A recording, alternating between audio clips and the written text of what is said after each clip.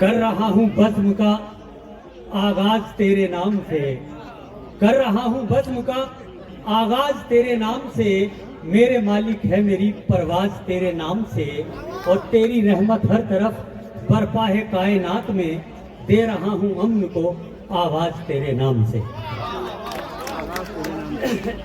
ہندوستان کی ہزاروں سال پرانی ملی جلی سبھیتا اور مشترکہ تہذیب کی فصیل پر جلتے ہوئے سب سے روشن چراغ کی روشنی صاحب صدر اور جدید شعریات کے ماتھے کا جومر، نئی نسل کا ابھرتا ہوا باذوق اور روشن آفتاب جناب ندیم اختر صاحب، اور وہ تمام دوست احباب جو ڈائس پر اور میری نگاہ کے روبرو کہکشاں کی مانی جگمگا رہے ہیں، جن کا فردن فردن ایک ایک کر کے نام لینا میرے لیے مشکل ہو رہا ہے۔ بہرحال وہ تمام دوست احباب جو ادب کے ذمہ دار ہیں، انسانیت اور بھائی چارے کے پرستار ہیں، ان کی خدمت میں میری محبتوں کا آداب۔ تمہارے گھر میں دروازہ ہے لیکن تمہیں خطرے کا اندازہ نہیں ہے،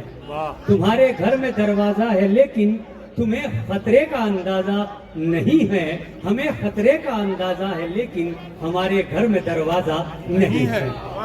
محترم دوستو، ایک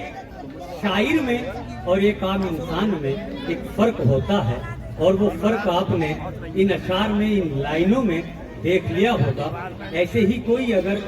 لٹریچر کا اسٹوڈنٹ ہے، مضمون کا طالب علم ہے، تو اس کی گفتگو میں بھی عام لوگوں کی گفتگو کے مقابلے میں فرق ہوگا۔ آج کا جو یہ پروگرام ہے، یہ ایک شادی کے پرمسرت موقع پر اسے جشن شادی سے منسوب کیا جائے، تو میں تمام اہل خانہ کو اور کنوینرز کو جو اس پروگرام کو جنہوں نے سجایا ہے، میں بڑی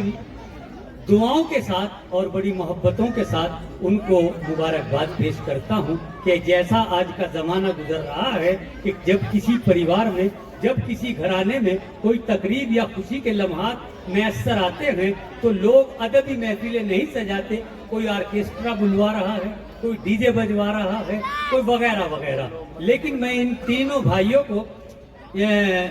جن کا جو آج کے کنوینر ہیں، محترم جناب فرحاد عالم صاحب، نوشاد عالم صاحب، دلشاد عالم صاحب اور صاحب جشن منشاد صاحب، میں ان کو مبارکباد پیش کرتا ہوں کہ ان کے ذہن میں، ان کے دل میں یہ بات پیدا ہوئی کہ ہمیں ایک اردو ادب کی محفل موقع پر شادی کے سجا لینی چاہیے، اور اوپر سے ہمارے فہیم کمال پوری صاحب یا اور ادبی ٹیم جس سے بھی مشورہ کیا ہوگا، انہوں نے اس بات کو سراہا کہ نہیں، ہمیں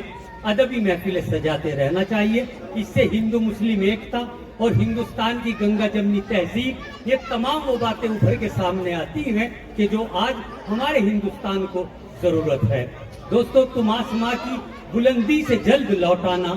ہمیں زمین کے مسائل پہ بات کرنی ہے۔ وہ زمین کے کیا مسائل ہیں، وہ دنیا کی کیا حقیقتیں ہیں کہ اخلاق سے بنتی ہے محبت کی زندگی، کردار سنورتے ہیں کتابوں کے سفر سے۔ دوستو، جہاں آج ہم اپنے بچوں کو ہندی اور انگریزی پڑھا کر اعلیٰ افسران بناتے ہیں اور بنانے چاہیے، وہیں ہمیں اپنے بچوں کو 2 4 10 جماعتیں اردو بھی ضرور پڑھائیں، اس لیے کہ اردو کسی غیر ملکی زبان نہیں ہے، کسی دوسرے ملک کی زبان نہیں ہے، وہ اسی ملک کی زبان ہے، ہر ہندوستانی کی زبان ہے اور پورے ملک کی زبان ہے۔ تو ہماری یہ تہذیبی ذمہ داری ہے کہ ہم اپنے نسلوں کو، ہم اپنے بچوں کو اردو ضرور پڑھائیں۔ کہیں ایسا نہ ہو، اس لیے پڑھائیں کہ ہمارا جو